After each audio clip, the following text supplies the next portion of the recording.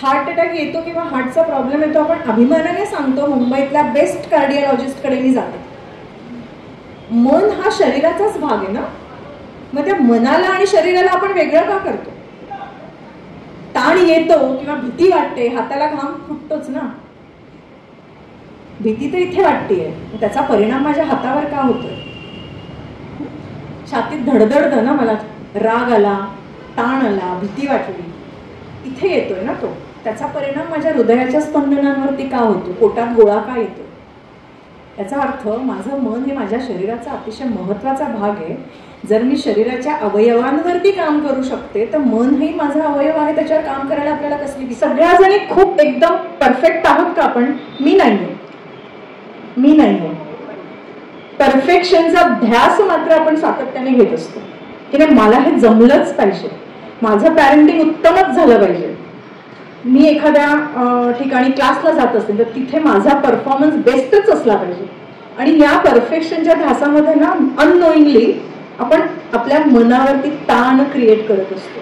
आणि त्या ताणामध्ये आपण त्या करत असलेल्या गोष्टीचा आनंदच थांबूयात ना, जरा पॉज घेऊयात की त्यातनं आनंद घेऊयात. मला स्वतःला आनंद मिळणाऱ्या गोष्टी मी आनंदासाठी करते. नावाचा एक प्रोग्राम IPH मध्ये असतो आणि डॉक्टर आनंद नाडकर्णी ती संस्था चालवतात. सो ते माझ्यासाठी तसं खजिना गवसल्यासारखं होतं, कारण कॉलेज डेज पासनं डॉक्टर नाडकर्णींचा एक प्रतिमा किंवा एक गारुड मनावरती होता. 2 शब्द कोणी गोड त्यांच्याशी बोललं की त्याच्या मागचा हेतू त्यांना कळत नाही, कारण प्रेमाच्या भुकेल्या असतात आणि त्याच्यामध्ये वाईट आणि चांगलं याच्यातला फरक समजण्या इतकी त्यांना जाण नसते. ती जाण देणं गरजेचं असतं. ओंकार आणि प्रार्थनेने कार्यक्रमाला सुरुवात करते. ओ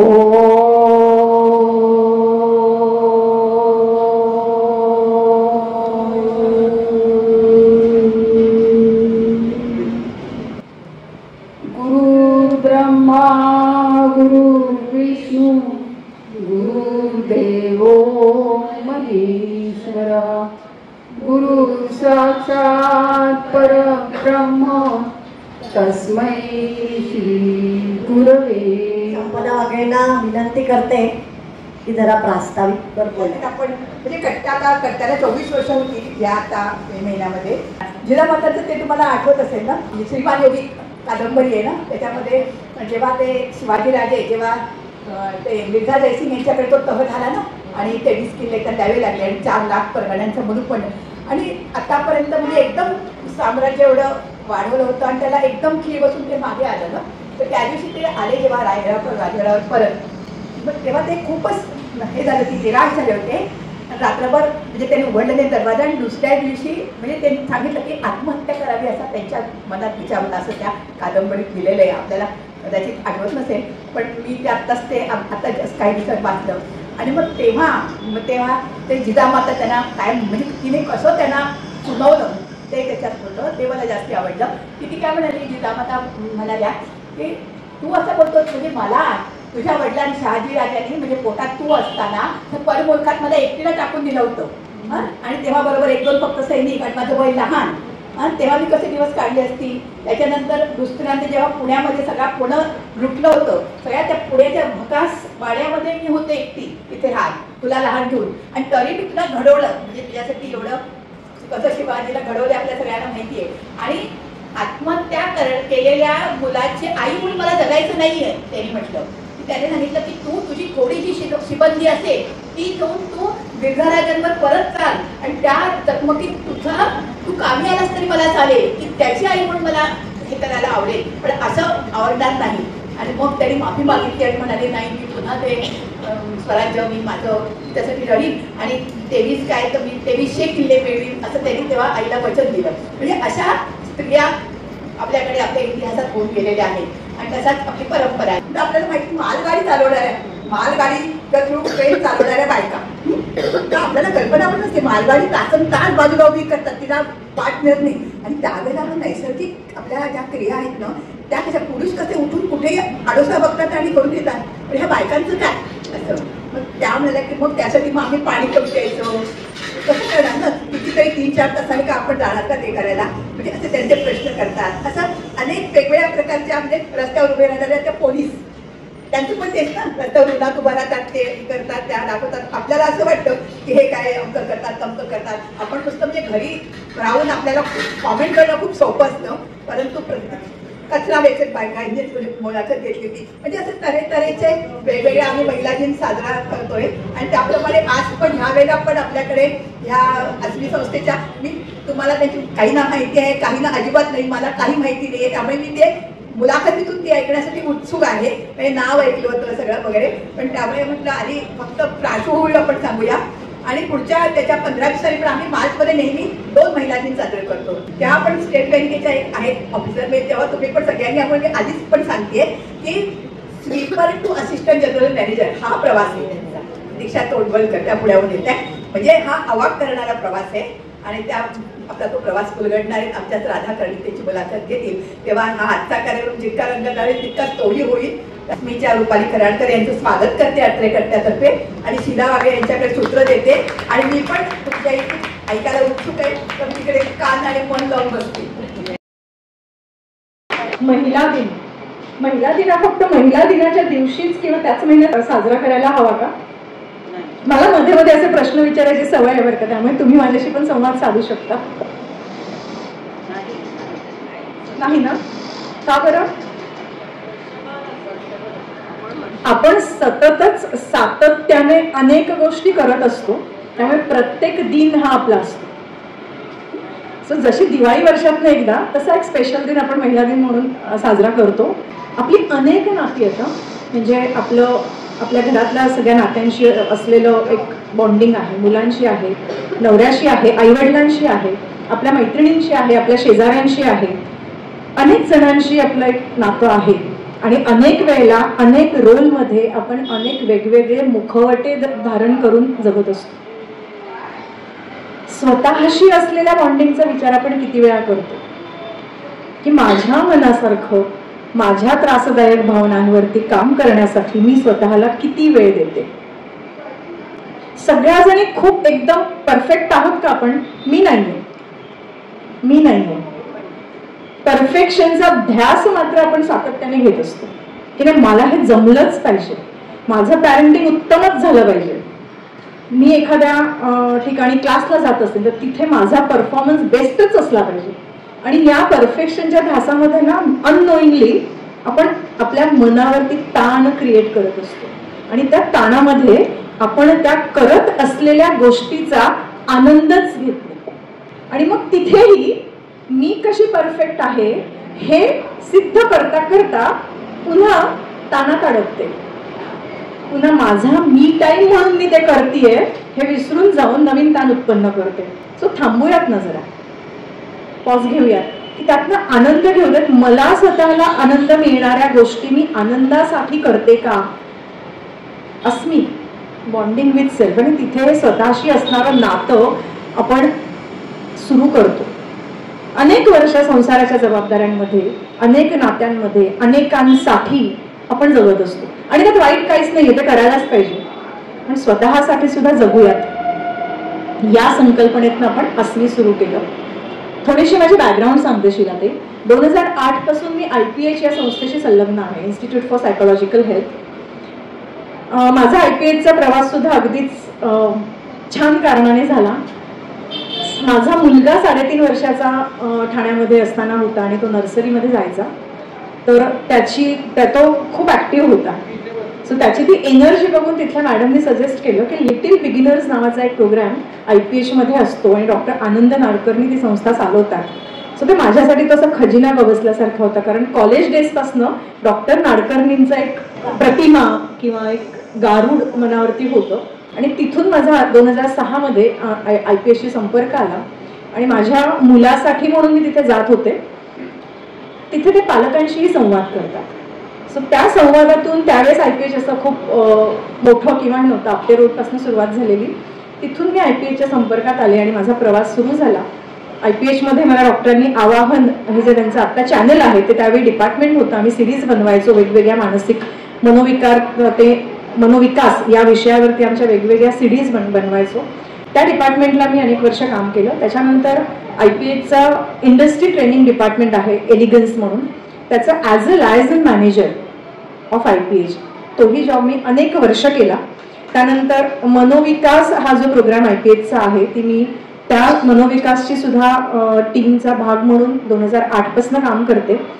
त्यानंतर इंडस्ट्री ट्रेनिंगमध्ये आम्ही मनोविकास जेव्हा सुरू केलं, इंट्रोड्यूस केलं, त्यावेळेला मराठी आणि हिंदीतले प्रोग्राम तिथे ऍक्ट होत नव्हते. तर त्यावेळी ते इंग्लिशमध्ये त्याचं हे ट्रान्सलेशन करून मी संपूर्ण मनोविकासचा कार्यक्रम इंडस्ट्रीमध्ये इंग्लिशमध्ये घेते. सो असा माझा मनोविकासचा प्रवास आहे. त्यानंतर केप ऑफ गुड होप हा अँझायटी डिप्रेशनच्या पेशंटचा सपोर्ट ग्रुप IPHमध्ये आहे. त्या सपोर्ट ग्रुपची मी फॅसिलिटेटर म्हणूनही काम करते. सो या सगळ्या अशा वातावरणामध्ये राहत असताना बऱ्याचदा मी जेव्हा माझ्या 40 नंतरच्या अवघड फेजमधनं जात होते त्यावेळेला अनेक त्रासदायक भावना विचार हे मनात येत होते त्या ट्रान्सफॉर्मेशनच्या फेजमध्ये. आणि तिथे माझ्या त्या गरजेसाठी डॉक्टर नाडकर्णींपासून माझ्या मैत्रिणी असणाऱ्या सायकोलॉजिस्ट या सगळ्या माझ्यासाठी होत्या. त्या फेजमध्ये माझ्या एक लक्षात आलं की अरे आज माझ्यासाठी ही मदत म्हणा किंवा आज माझ्यासाठी ही उपलब्धता अगदी इझिली आहे. माझ्याच सारख्या या फेजमधनं जाणाऱ्या नात्यांमधली गुंतागुंत असेल, स्वतःच्या विचारांमधली गुंतागुंत असेल, भावनिक गुंतागुंत असेल, या सर्वांसाठी सगळ्या स्त्रिया या जात आहेत त्यांना कशी बरं मदत मिळत असेल, त्यांना सुद्धा हा त्रास होतच असेल. सो या संकल्पनेतनं अस्मीचा जन्म झाला. आणि ही संकल्पना जेव्हा मी थत्ते मॅडमशी, शुभा थत्ते मॅडम त्यांच्याशी जेव्हा बोलले त्यांना ती खूप आवडली. त्यानंतर मी डॉक्टरांसमोरही मांडली की सर असं असं माझ्या डोक्यात आहे. त्यांनाही ती कल्पना खूप आवडली. बहर नावाचा आमच्याकडे IPHमध्ये कार्यक्रम असतो. तर ते म्हणाले की त्याची याच धर्तीवर आपण बहर घेतो. सो बहरचं तू एक्सटेन्शन करतेस आणि हे संपूर्ण वर्षभर चालू असणाऱ्या तुझ्या ॲक्टिव्हिटीज अतिशय सुंदर संकल्पना आहे. सो झालं, माझ्या दोन्ही मेंटर्सकडनं मला ग्रीन सिग्नल मिळाला, अतिशय उत्साह वाढला आणि अस्मीचा जन्म ऑगस्ट 2018 ऑफिशियली आम्ही काम सुरू केलं. कारण त्याच्या आधी मला भरपूर त्याचा अभ्यास करून त्याचं कसं प्रयोजन करायचं ह्या सगळ्या गोष्टी करायला लागल्या. सो अशा प्रकारे 2018 अस्मीचा जन्म झाला. तुझा पुढचा प्रश्न असा होता त्याच्यातलाच की हे सगळं काय आहे, corporate trainer, emotional intelligence trainer म्हणजे काय ते आधी सांग. ओके, पॉशचा लॉंग फॉर्म आहे prevention of sexual harassment at work place for woman. So महिलांच्या कामाच्या ठिकाणी त्यांना येणारे लैंगिक छळाचे प्रकार ते कसेही येऊ शकतात. म्हणजे अगदी त्याच्यासाठी एक्स्ट्रीमच काही असायला पाहिजे असं नाही. 2013 पासून आपल्या भारतामध्ये 10 किंवा 10पेक्षा जास्त एम्प्लॉई असणाऱ्या प्रत्येक ऑर्गनायझेशनला, मग ती सोशल ऑर्गनायझेशन असू देत किंवा गव्हर्नमेंट असू देत किंवा प्रायव्हेट असू देत, पॉश ॲक्ट हा कंपल्सरी असतो. आणि त्या पॉश ॲक्टसाठी तिथे वेगवेगळ्या प्रकारचे ट्रेनिंग्स दिले जातात. तिथल्या लोकांचं समुपदेशन केलं जातं. आणि प्रत्येक कंपनीमध्ये एक कमिटी असते, त्याला IC कमिटी, इंटरनल कमिटी असं म्हणतात. तर त्या इंटरनल कमिटीमध्ये पॉशसाठी काम करणाऱ्या आणि सोशल क्षेत्रात जे ॲक्टिव्ह असतात त्यांना एक्सटर्नल मेंबर म्हणून घेतलं जातं. सो पॉश हा एक अत्यंत उपयुक्त कायदा आपल्या देशामध्ये आहे, ज्याची माहिती आजही अनेक वर्किंग बायकांना नाही आहे. अगदी हा जो कायदा आहे हा रस्त्यावरती कचरा वेचणाऱ्या बायकांपासनं कॉर्पोरेटमध्ये हायेस्ट पोझिशनला काम करणाऱ्या प्रत्येक बाईला त्या कायद्याच्या अंतर्गत सेफगार्ड केलेला आहे. सो या कायद्याची संपूर्ण माहिती देणं, त्याचं मार्गदर्शन करणं आणि कंपन्यांच्या एक्सटर्नल IC कमिटीमध्ये एक्सटर्नल मेंबर म्हणून काम करणं हा त्या पॉश ॲक्टच्या माझ्या कामाचा एक भाग आहे. क्षमता फाउंडेशन. ओके, क्षमता फाउंडेशन ही ठाण्यामधली संस्था आहे, कदाचित बऱ्याच जणांना माहिती असेल. आपल्याकडे ना भारतामध्ये अनाथ मुली, ट्रॅफिकिंगमध्ये अडकलेल्या मुली, त्यानंतर चुकीच्या मार्गाला वळणाला लागलेल्या मुली या जेव्हा गव्हर्नमेंटकडनं, पोलिसांकडनं जेव्हा सोडवल्या जातात तेव्हा त्यांना वयाच्या 18च्या आतल्या मुली, या मी बोलतीये त्यांना गव्हर्नमेंट फॅसिलिटीजमध्ये ठेवलं जातं. पण गव्हर्नमेंट फॅसिलिटीजमध्ये अशा सगळ्या प्रकारातनं आलेल्या मुलींची वयोमर्यादा आहे. वयाच्या 18व्या वर्षांनंतर या मुलींना कायद्याने गव्हर्नमेंटच्या कुठल्याही फॅसिलिटीमध्ये ठेवता येत नाही. आणि बाकीच्या ज्या फॅसिलिटीज आहेत बायकांसाठीच्या तिथे एका ठराविक कालमर्यादेपर्यंतच ठेवता येतं, त्याच्यापेक्षा जास्त ठेवता येत नाही. आपल्याकडे मुंबईत कस्तुरबा, नवजीवन या सगळ्या संस्था आहेत जिथे अशा बायकांना ठेवलं जातं. पण या 18 वर्षानंतर बाहेर पडणाऱ्या मुलींचं पुढे काय, त्यांना मेनस्ट्रीम मध्ये कसं आणायचं, त्यांच्या व्होकेशनल स्किल्सचं काय करायचं, सो या त्यांच्या लाईफ स्किल्सचं काय करायचं. याच्यातल्या काही मुली अशाही असतात ज्या बालपणापासून गव्हर्नमेंट फॅसिलिटीजमध्ये राहिलेल्या असतात, त्यांना आपल्या करन्सीची सुद्धा ओळख नसते. त्यांना जर सांगितलं की रिक्षात बसा आणि इथून 3 हात नाक्याला जा, त्यांना जाता येणार नाही. ह्या इतक्या बेसिक गोष्टी आहेत, कारण त्यांच्यावरती ते संस्कारच झालेले नाहीये, त्यांच्यावरती या गोष्टींचा काही एक शिकवणच त्यांना मिळालेली नाहीये.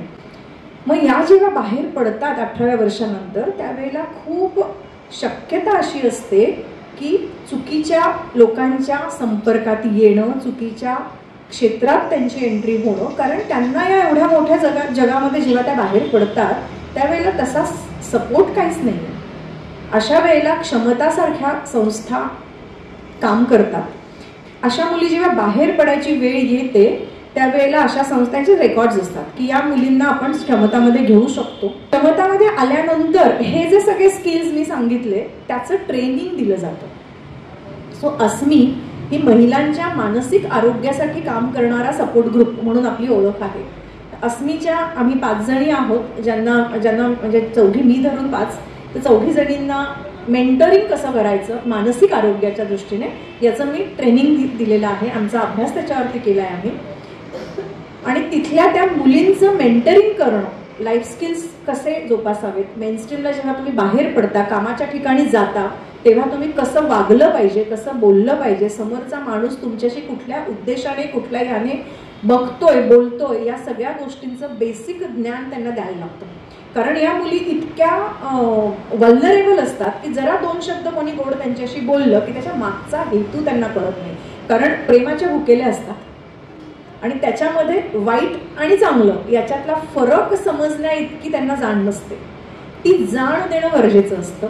आणि यासाठी अस्मीचा एक मार्ग किंवा अस्मीचा एक प्रोजेक्ट आम्ही क्षमताबरोबर सुरू केला आहे. सो अशा मुलींबरोबर काम करणं, कामाच्या ठिकाणी जाणं, त्यांच्या आवडी काय आहेत, कुठल्या क्षेत्रात त्या काम करू शकतात, हेही आमच्या मेंटर्स त्यांना दाखवू शकतात की ग तुला हे आवडतं ना, तर मग तू ह्या क्षेत्रात काम करू शकतेस. आणि काही जणींचं शिक्षणच नसतं, अजिबात शिक्षण, अक्षर ओळखही नसते त्यांना. मग अशा मुलींना सुद्धा हँडल करणं, या आमच्या 2 मेंटर्स माझ्याबरोबर इथे आलेले आहेत. प्लीज 2घी जणी उभ्या राहा. शैला हळदणकर आणि प्राची हळदणकर या 2घी जणी मेंटरिंगचं काम माझ्याबरोबर क्षमताबरोबर करतात. आम्ही अनेक वेगवेगळ्या प्रकारचे इश्यूज या मुलींचे आतापर्यंत हँडल केलेत आणि या दोघीही उत्तम प्रकारे मेंटरिंग मुलींचं करतात. म्हणजे मुली आमची वाट बघत असतात की कधी येणार म्हणून. आठवड्यातनं 1 दिवस आमचा ठरलेला असतो आणि नाही आल्या तर तिकडच्या लोकांना त्रास द्यायला, आज दिदी नाही आई. सो हे जे आहे ना, हे त्यांना मिळालेलंच नसते इतके वर्ष. ते देण्याचा आम्ही प्रयत्न करतो आणि तो एक बॉन्ड तयार होतो. त्याच्यातनं जसं आपण आपल्या मुलांना शिकवतो की बाबा हे योग्य आहे, बाहेर पडल्यावरती या गोष्टींचं लक्ष आपण ठेवलं पाहिजे सातत्याने, हे आम्ही त्या क्षमताच्या मुलींबरोबर करत असतो. पण या अस्मी स्थापन करताना तुझ्याबरोबर कोण कोण होतं? सगळ्यात आधी तर पाठिंबा मिळाला डॉक्टर आनंद नाडकर्णी आणि डॉक्टर शुभा थत्ते. ही 2 नावं कायमच माझ्या या संपूर्ण प्रवासामध्ये असणार आहेत, कारण त्यांच्या पाठिंबाशिवाय हे शक्यच नव्हतं. आणि वैदेही भिडे जी माझी एक अत्यंत जवळची मैत्रीण आहे आणि अस्मीच्या स्थापनेपासून, माझ्या या संकल्पनेपासून ती माझ्याबरोबर आहे. हे मला सांगायला का आवडेल सांगते शिलाताई, कारण अनेक मैत्रिणी जोडल्या गेल्या आणि या प्रवासामध्ये ना, या अस्मीच्या प्रवासाने मला सुद्धा खूप शिकवलं. म्हणजे मी शिकवते असं मी म्हणणारच नाही, मी शिकत गेले आणि माझ्या बरोबर आम्ही सगळ्याच शिकत गेलो. अनेक वळणं आली, अनेक चढउतार आले, अनेक अडचणी आल्या, पण ह्या सातत्याने माझ्याबरोबर राहिल्या. त्याच्यातलं एक अतिशय महत्त्वाचं नाव आणि मला अतिशय दुःख होतंय त्या गोष्टीचं, पुष्पाताई आगाशे. डे 1 पासनं ती जायच्या आदल्या दिवशीपर्यंत पूर्णपणे ॲक्टिव्ह ती आमच्याबरोबर होती. क्षणोक्षणी अस्मी म्हटलं की तिची आठवण आम्हाला येते. आजही आम्ही तिला खूप मिस करतोय. इथे बसलेली प्रत्येक अस्मीची जी माझी मैत्रीण आहे तिच्या सगळ्यांच्या चांगल्या आठवणी आहेत. स्नेहालयाची स्थापना साधारण 35-36 वर्षापूर्वी डॉक्टर गिरीश कुलकर्णी यांनी केली आणि डॉक्टर प्राजक्ता कुलकर्णी या डॉक्टर गिरीश कुलकर्णींच्या पत्नी आहेत, ज्या माझ्या बालमैत्रिणी आहेत.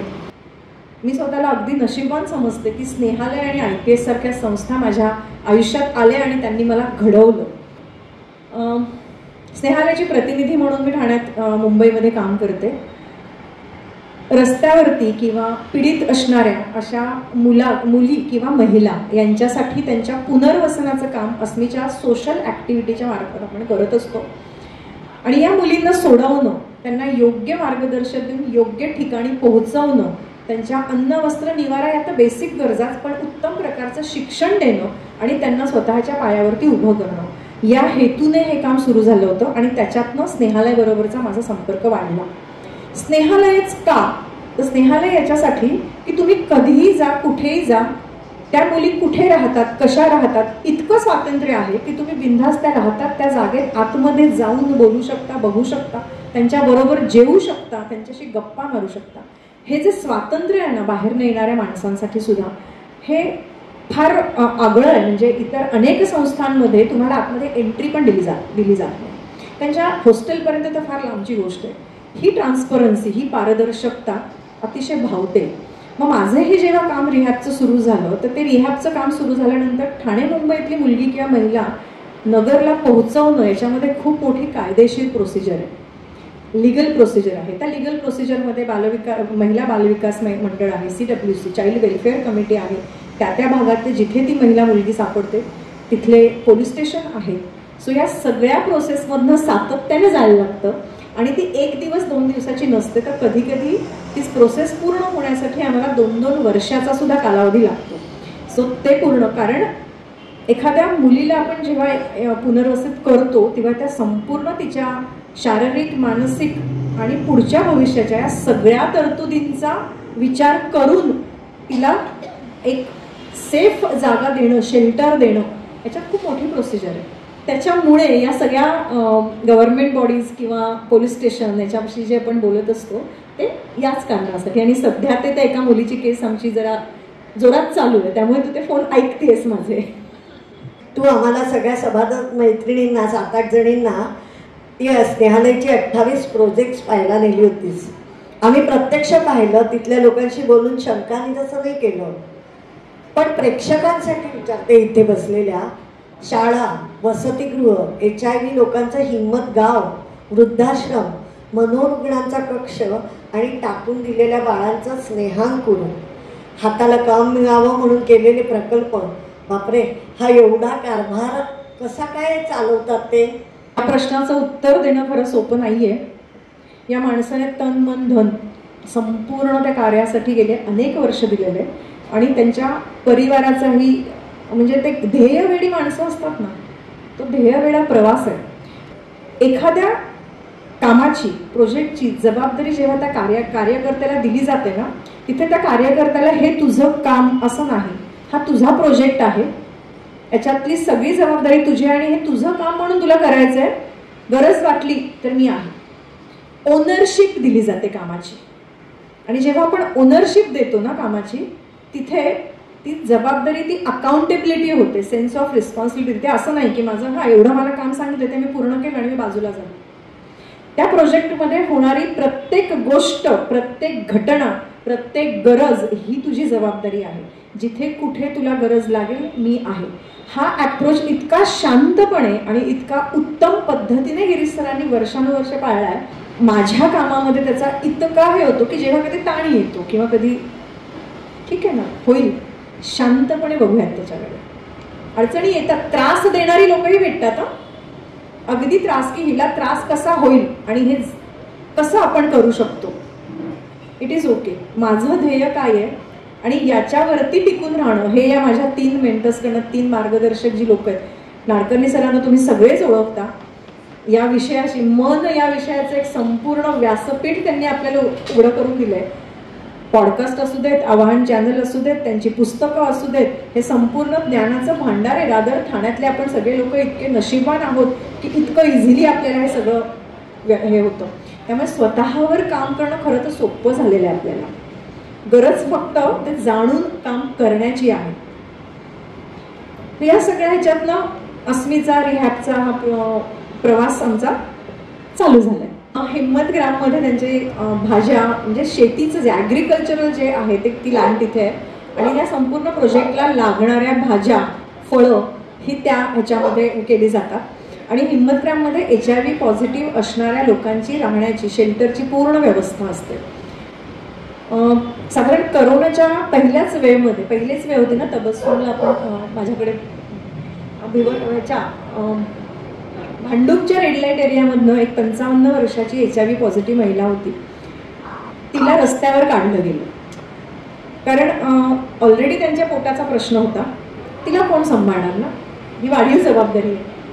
तिला तिच्याच सुनेने घरातनं बाहेर हाकलून दिलं. 2 दिवस ती महिला रस्त्यावर बसलेली होती.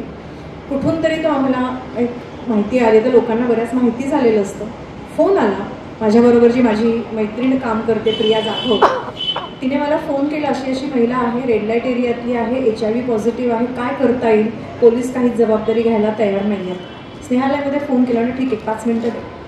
आणि गिरीश सरांनाच डायरेक्ट फोन, सर अशी अशी आहे, काहीच हरकत नाही, तिची फक्त RT-PCR करून घे, मी गाडी पाठवतो. 2 दिवसापासून ती जर अशी रस्त्यावर पडली असेल तर माणुसकीच्या दृष्टीने योग्य नाही आहे.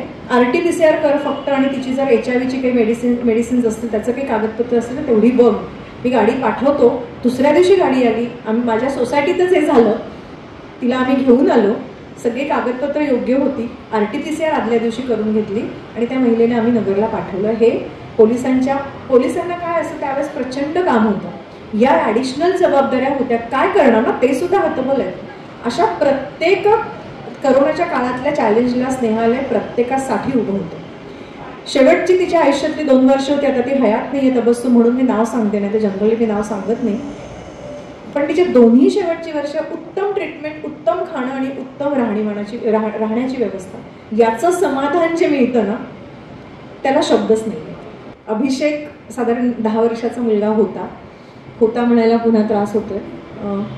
भांडुपलाच एका मैदानात तो सापडला आणि वेदनेने तडफडत होता, त्याला पाठीच्या मणक्याचं दुखणं होतं. पुन्हा प्रिया भांडुपला राहते, त्यामुळे प्रियाकडे या केसेस यायच्या. प्रियाचा मला फोन आला, प्रचंड व्यथित होते, ऐका ना काहीतरी करायला लागेल, हा मुलगा खूप पेनमध्ये. म्हटलं काय झालं, त्यामुळे पाठीचं दुखणं तो रस्त्यावर गडाबडा लोळत होता आणि लोक बघायची भूमिका होती. प्रत्येक तिच्यापर्यंत गेलं, ती गेली, तिच्या जवळच होतं. म्हटलं हरकत नाही, KEMला घेऊन जाऊयात त्याला, पुढे काय बघूयात करायचं ते. त्या मुलाला ना 2 महिने आमच्या एका मैत्रिणीच्या घरात ठेवलं आणि संपूर्ण 2 महिने, कारण ती मैत्रीण एकटी राहते, KEMमध्ये त्याची ट्रीटमेंट केली. त्याला पाठीच्या मणक्याचा त्रास होता, आईने सोडून दिलेलं होतं, सख्खी आई हयात आहे, दुसरं लग्न गेलं, अशा अनेक गोष्टी, अनेक कथा आहेत. सावत्र वडील होते, ते त्याला रस्त्यावर टाकून गेले होते, कारण त्या दुखण्याची जबाबदारी माझी नाही, मी त्याचा बाप नाही आहे, सोडून निघून गेले. परागंदा झाले, आजपर्यंत अजून आम्हाला त्यांचा पत्ता नाही. 2 महिन्याची ट्रीटमेंट केली, त्याला बरा झाला. तो माझ्या घरी पण बऱ्याच झाला, माझ्या सासूबाई पण त्याला ओळखतात. स्नेहालयाची प्रोसिजर, CWCची प्रोसिजर साधारण 6 महिने आम्हाला लागले ती करायला. वॅकन्सी लेटर आलं, त्याची जबाबदारी मी घेतली आणि या सगळ्या संपूर्ण काळामध्ये ना तो मला आई म्हणायला लागला. आणि झालं त्याची एकच दरवेळी, मला शाळेत जायचंय, मला पोलीस व्हायचं. म्हटलं अरे हो बेटा, आपण जाणार आहोत शाळेत गेला. स्नेहालयाला त्याला आम्ही शिफ्ट केलं, 2-1 महिने शाळेत गेला. उत्तम नेतृत्व पण एवढ्याशा मुलामध्ये होते, इतका छान रुळला होता तो मुलगा की मला दर 2 दिवसांनी फोन यायचा. आईने आठवत असेल तसं काही, दिवाळीमध्ये रोज सकाळी 8:30 वाजता त्याचा फोन यायचा की तू मला फटाके आणि फराळ कधी पाठवणार आहेस. म्हटलं दिवाळी झाली की येते, बाकीचं मी तुला पाठवलंय ते मिळेल. असं काहीतरी आमचं संभाषण व्हायचं. दिवाळी संपली, एक साधारण 1-2 महिन्यामध्ये त्याचं पाठीचं दुखणं बळावलं आणि तेव्हा लक्षात आलं की मेजर इश्यू आहे त्या पाठीच्या दुखण्यात, मणक्याच्या. तापाचं निमित्त झालं, 1.5 महिना हॉस्पिटलाइज होता, त्यानंतर ICUत 1.5 महिना होता. दुखणं प्रचंड वाढलं, मेंदूपर्यंत गेलं. पराकाष्ठा केली प्रयत्नांची स्नेहालयाने, तेही मुद्दाम सांगायला आवडेल. कुठल्याही प्रकारची आपण आपल्या घरातल्या व्यक्तीला ज्या प्रकारची ट्रीटमेंट देऊ तशी बाहेरच्या प्रायव्हेट हॉस्पिटलमध्ये ठेवून, चिल्ड्रन्स हॉस्पिटलमध्ये ठेवून त्याची सोय केली गेली. प्रचंड पैसा त्याच्यावर खर्च, ॲक्च्युली पैशाचा विषय नकोय करायला, पण तो मला जाणवतो कारण मला त्याचं हे मी बघितलं आहे की कसं आम्ही केलं आहे ते. तिथल्या डॉक्टरांच्या सुद्धा मी संपर्कात होते जे त्याची ट्रीटमेंट करत होते. कुठल्याही प्रकारची लपवालपवी किंवा आता तुमचं काम झालंय, तुम्ही सोडलंय ना स्नेहालयात त्याला, आता पुढचं आम्ही बघतो, नाही. प्रत्येक गोष्टीचा अपडेट देत होते, प्रत्येक निर्णयात मला सामील करून घेत होते. शेवटपर्यंत, त्याच्या शेवटच्या श्वासापर्यंत प्रयत्न केला. एक वेळ अशी आली होती की मला सांगावंसं त्याचे हाल बघून मी भेटायला गेले होते. सगळीकडे ट्यूब्स लावलेल्या, जेवत नव्हता, शुद्धीवर नव्हता, मला ओळखलं नव्हतं. फक्त मी त्याला आवाज दिला, डोळे किलकिले केले होते, तेवढीच त्याची शेवटची ओळख. बघवलं नाही, बाहेर आले होते. डॉक्टर हे किती दिवस? मला नाही सांगता येणार, तुम्ही गिरीश सरांशी बोला. म्हणलं गिरीश सर खूप हाल होत आहेत त्याचे, किती दिवस? रुपाली आपण माणूस आहोत, त्यामुळे जोपर्यंत त्याच्या जीवात जीव आहे तोपर्यंत शेवटच्या क्षणापर्यंत प्रयत्न करायचे, एवढंच एक वाक्य बोलले आणि खरंच केले. म्हणजे त्याला जेव्हा परत आणलं, डॉक्टरांनी सांगितलं की आता याच्यापुढे ट्रीटमेंट नाही देऊ शकत, स्नेहालयच्या हॉस्पिटलमध्ये शिफ्ट केलं. त्याच्यासाठी एक दिवसभराचा मेल अटेंडंट आणि एक फिमेल अटेंडंट असे 2 पूर्ण वेळेचे अटेंडंट त्याला दिले. शेवटच्या श्वासापर्यंत स्नेहालयने त्याची घरातल्या माणसासारखी सेवा केली. नाही जगू शकला तो मुलगा, दुर्दैव आमचं. पण हे जे अनुभव आहेत तिथले माणुसकीचे, आणि म्हटलं मगाशी की जात वगैरे तिथे नाहीच आहे, एकच जात आणि एकच धर्म, माणूस. चटका लावून जाणारे अनुभव असतात बरेचसे, पण ते शिकवूनही जातात, मन कणखर करून जातात. दुःख होतं पण ते दुःख योग्य मार्गाने कसं बाहेर काढायचं हे शिकवून जातात. हे असं ऐकलं ना की मी फार डिस्टर्ब होते आणि यातनं बाहेरच पडत नाही, सारखी त्याच्यात अडकत जाते.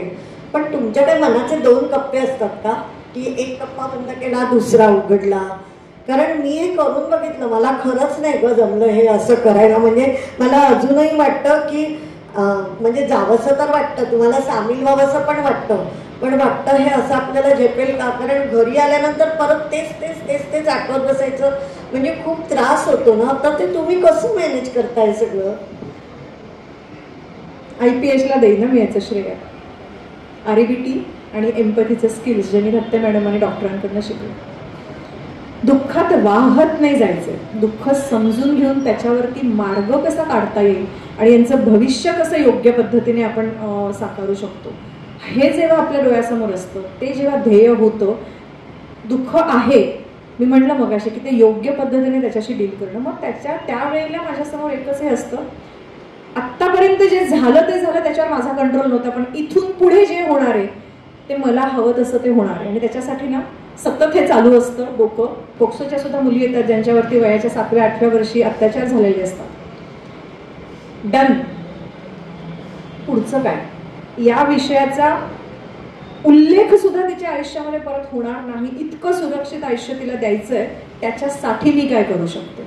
आणि माझा फोकस हा पूर्णपणे त्याच्यावरती असतो. एम्पॅथी ऍक्च्युली म्हणजे त्याच्यामध्ये वाहवत गेले तर तो मार्ग नाही सापडणार, पण त्याच्या बरोबरीने सोल्युशन सेंट्रिक अप्रोच ठेवला की मार्ग सापडणार. हे मनातले संघर्ष, विकल्प, अनेक तोडजोडी जेव्हा मनाचं स्वास्थ्य बिघडवतात ना, तेव्हा मानसोपचार घेणं गरजेचं आहे. हे आता हळूहळू मान्यता पावायला लागले. पूर्वी म्हणायचे की मनाचे डॉक्टर म्हणजे आम्हाला काय वेळ लागले का डॉक्टरकडे जायला, पण आता लोक प्रयत्न करतायत की मानसोपचार घेणं गरजेचं आहे. तुला काय असं म्हणजे वाटतं? आणि हा माझा शेवटचा प्रश्न आहे की अस्मी आणि स्नेहालय या 2 संस्थांसाठी इकडे जमलेल्या सगळ्यांना तू काय आव्हान करशील? आधी पहिल्या प्रश्नाचं उत्तर देते तुझ्या. मानसोपचार घेणं अत्यंत गरजेचं आहे. का तर आपली हल्लीची लाईफस्टाईल.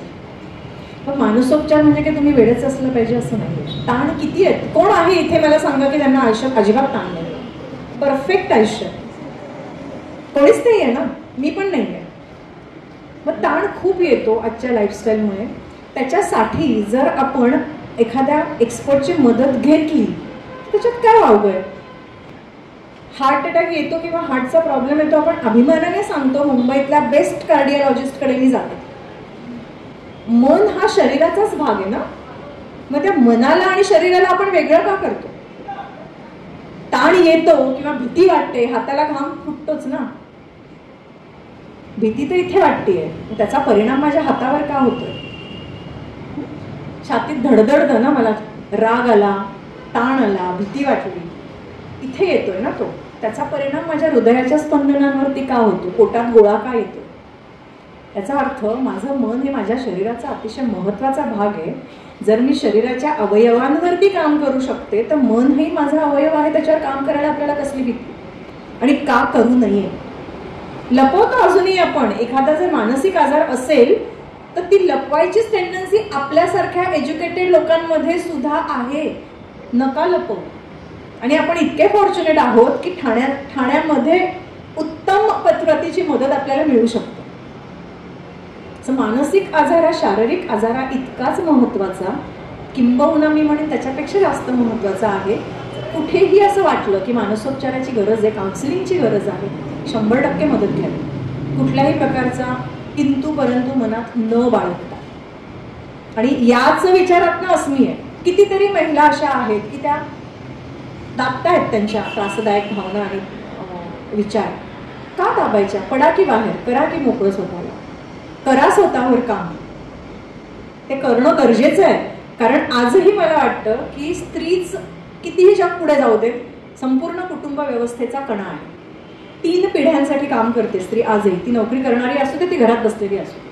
सिनियर बायकाही सांगते आणि माझ्या वयाच्याही बायका सांगते. आपण आपल्या मुलांसाठी काम करतो, आपण आपल्या जनरेशनच्या लोकांसाठी काम करतो आणि आपण आपल्या सिनियर लोकांसाठी सुद्धा काम करतो. मग हे करताना मानसिक दमछाक होणं हे नॅचरल आहे ना. करूयात ना मान्य, करूयात हे ऍक्सेप्ट की हे होऊ शकतं. मग जर माझी पाठ दुखतीये, माझी कंबर दुखतीये, वयात 45 नंतर गुडघे दुखतायत, मी जाते ना डॉक्टरकडे. मग या त्रासदायक विचार आणि भावनांवरती काम करण्यासाठी का नाही मदत घ्यायची? याच विचारातनं अस्मी सुरू झालं. आणि मला सांगायला अतिशय आनंद होतो की आम्ही जे काही अस्मीमध्ये काम करतो, महिन्यातनं 2 तास आम्ही भेटतो, सेशन्स असतात, वेगवेगळ्या विषयांवरती बोलतो. अनेक जणी आता छान आमचं वातावरण आहे, त्यांचे अनुभव शेअर करतात. त्या शेअरिंगमध्ये दुसऱ्या बायकांना त्याच्यातनं मार्गदर्शन मिळतं की हिच्या अनुभवातनं मी काय शिकली. वेगवेगळ्या RBTच्या कन्सेप्ट, इमोशनल इंटेलिजन्सच्या कन्सेप्ट, त्याच्यावरती आम्ही चर्चा करतो की नक्की काय होतं बरं, मला राग येतो म्हणजे. मग तो माझा राग मी नियंत्रण त्याच्यावरती स्वतःच मिळवू शकते का? की बायांनो थांबा स्वतःसाठी. या सगळ्याचा परिणाम तुमच्या मानसिक अवस्थेवर होतोय आणि त्याचा अल्टिमेटली तुमच्या शरीरावर होतोय. स्वतःवर काम करा. बॉन्डिंग विथ सेल्फ, स्वतःशी बॉन्ड बनवा. परफेक्शन नको, मला नाही व्हायचं सुपरवुमन. अलकनंदा, तुला काही विचारायचंय का?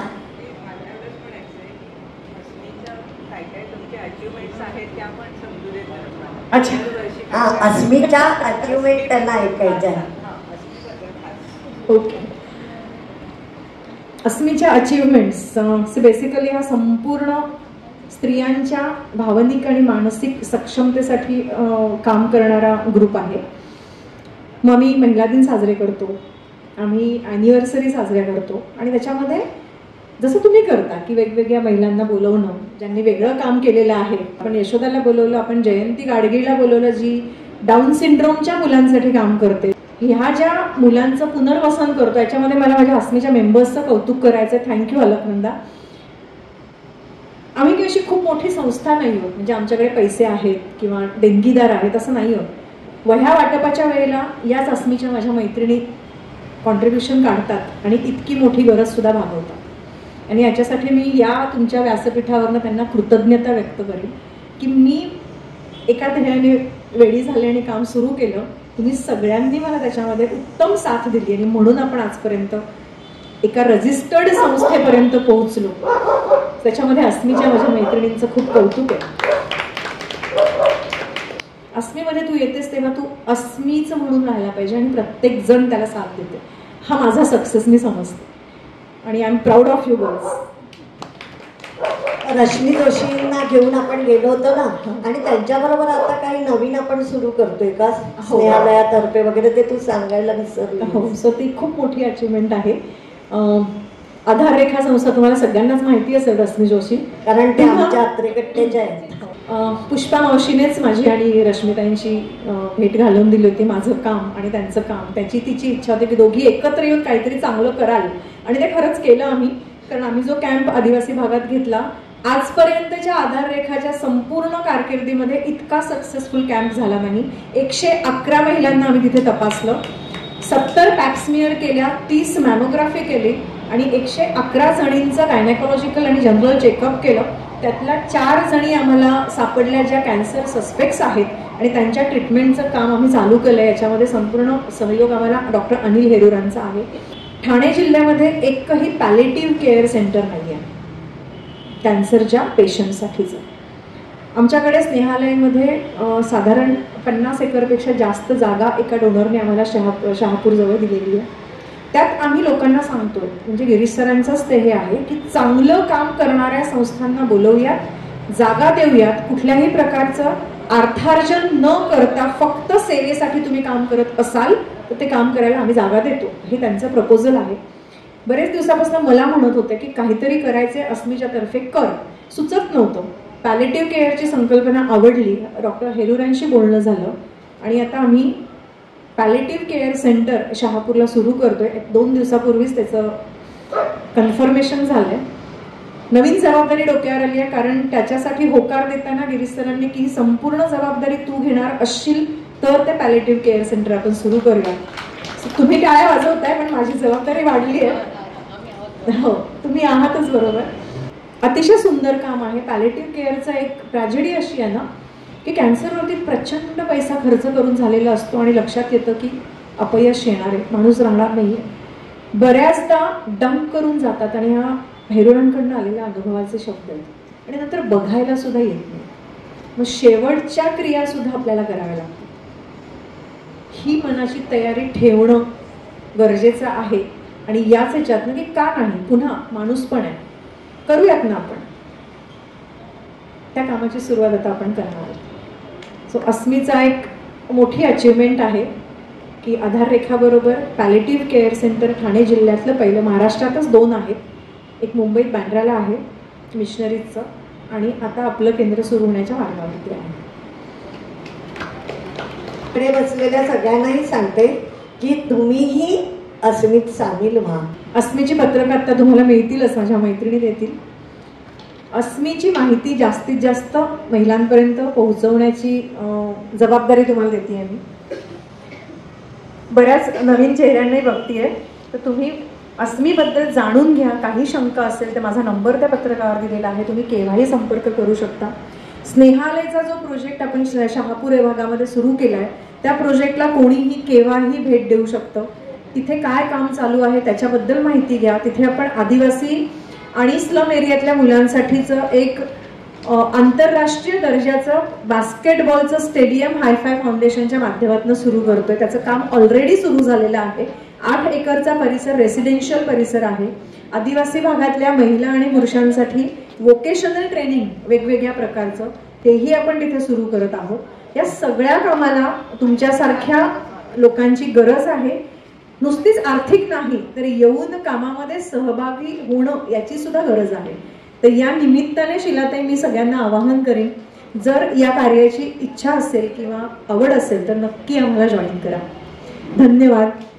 तुम्ही सर्वजण इथे आलात, मला ऐकलत आणि स्पेसिफिकली आचार्य अत्रे कट्ट्याचं मी आभार मानीन. संपदालाही तुमच्याशी माझी पहिल्यांदाच ओळख झाली, पण तुमच्याबद्दल मी ऐकून होते बरंच.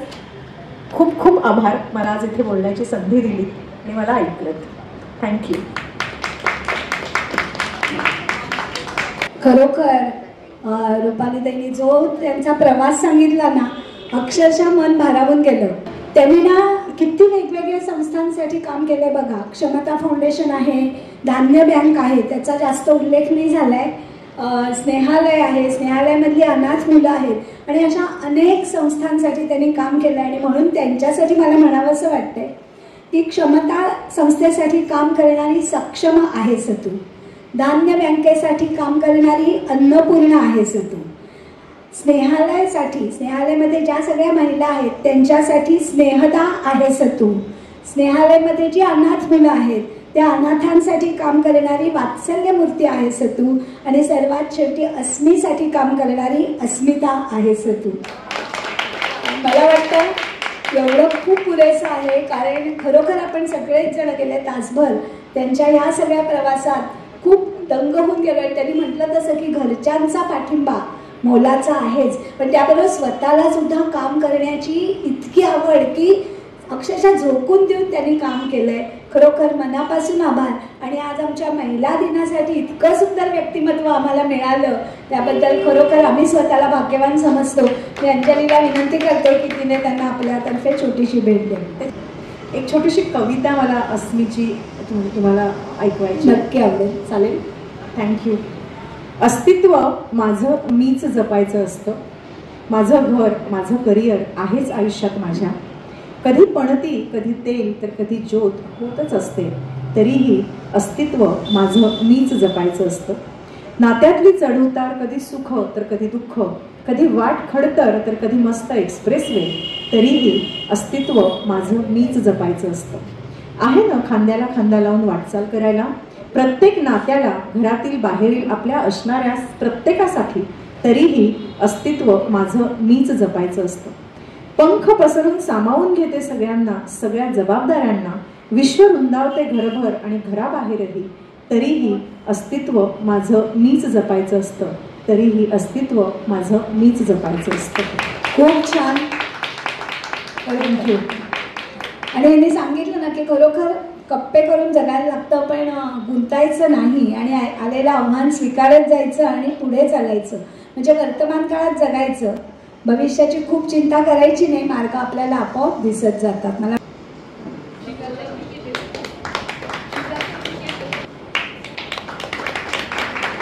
अत्रेकट्ट्याचं पुस्तक आहे, शीलानेच संकलन केलंय. परत एकदा तुम्हाला पुढच्या कार्यक्रमाची आठवण करते. 26 तारखेला चौथा बुधवार आपला महिला दिनाचा दुसरा भाग आहे. आज पहिला भाग झाला, दुसरा भाग आहे. तर त्याच्यासाठी प्रतीक्षा तोंडवळकर येणार आहेत. स्टेट बँकेमध्ये काम करत होता, संपदाने सांगितलं. स्वीपर टू AGM असा त्यांचा प्रवास आहे. अतिशय प्रेरणादायी प्रवास आहे त्यांचा. तर तुम्ही सगळ्याजणी नक्की ऐकायला. आता राष्ट्रगीत.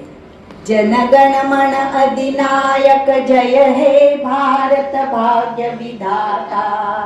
पंजाब सिंध गुजरात मराठा द्राविड उत्कल बंग. विंध्य हिमाचल यमुना गंगा उच्चल जलधि तरंग. तब शुभ नामे जागे, तब शुभ आशीष मागे. गाहे तव जय गाथा, जनगण मंगलदायक जय हे भारत भाग्य विधाता. जय हे जय हे जय हे जय जय जय जय हे. भारत मातेचा विजय असो.